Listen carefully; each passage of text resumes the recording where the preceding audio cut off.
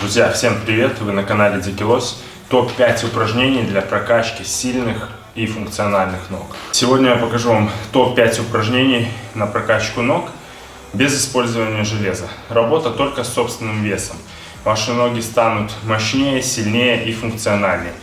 Если вы хотите придать объем, то, конечно, нужно работать с весами. Итак, на пятом месте у нас пульсирующие приседания с выпрыгиванием. Итак, выполняем пульсирующие, а ниже двойные приседания. Становимся в исходное положение. Тело ровно, а ноги на ширине плеч. Делаем приседания. Садимся ровно, будто на невидимый стул. При этом желательно как можно ниже.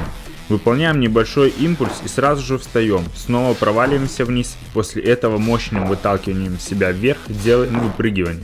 При приседании нагрузка приходится на наши пятки и постепенно с отталкиванием переходит на носки. Таким образом, выталкивание происходит с носков, а не с полной стопы. В нижней фазе делаем глубокий вдох через нос. В верхней точке во время выпрыгивания выполняем выдох через рот. Приседания хорошо прорабатывают икроножные мышцы, бицепс и квадрицепс бедра, а также немного пресс, нижнюю часть спины и ягодицы. И также неплохо сжигают наши калории. Второе упражнение для прокачки икроножных мышц.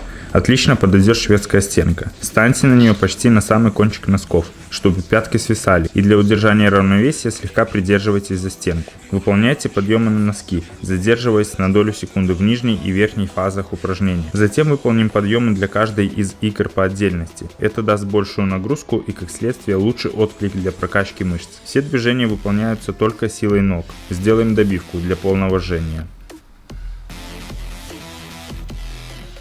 То же самое можно выполнять на любой возвышенности, в данном случае на фитнес-блоке. Упражнение отлично подойдет для нарабатывания устойчивости и баланса, но если вам трудно, тогда выполняйте с упором рук в стену.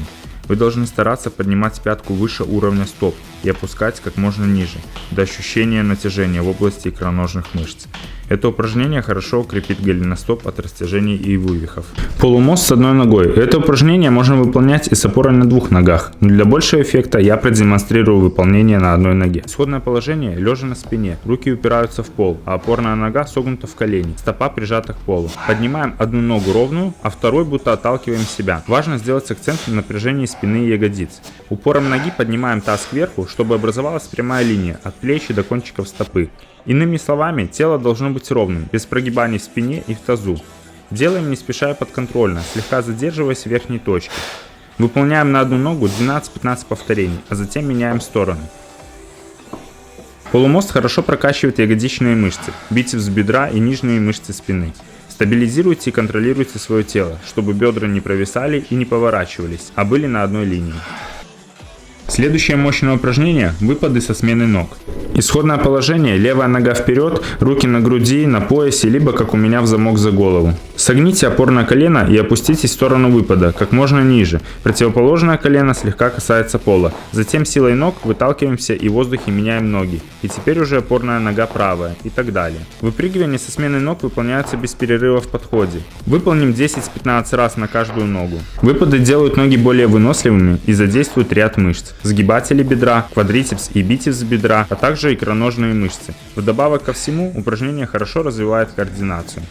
Для тех, кому сложно делать выпрыгивание, выполняем выпады без прыжка, с отводом ноги вперед либо назад.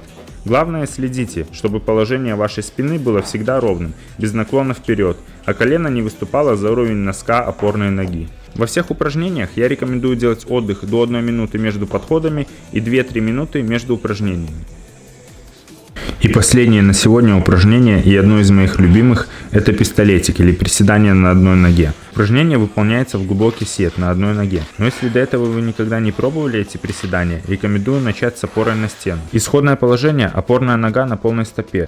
Подконтрольно приседаем, одновременно поднимая вперед прямую вторую ногу. Таз при этом должен отводиться назад. Здесь-то и нужна гибкость в тазобедренном суставе. Корпус слегка наклоняется вперед для равновесия. Старайтесь спину держать ровной. Максимально напрягите мышцы бедер и ягодиц и силой ноги, без рывка, выдавите себя пяткой опорной ноги. Поднимите таз и полностью разогните колено.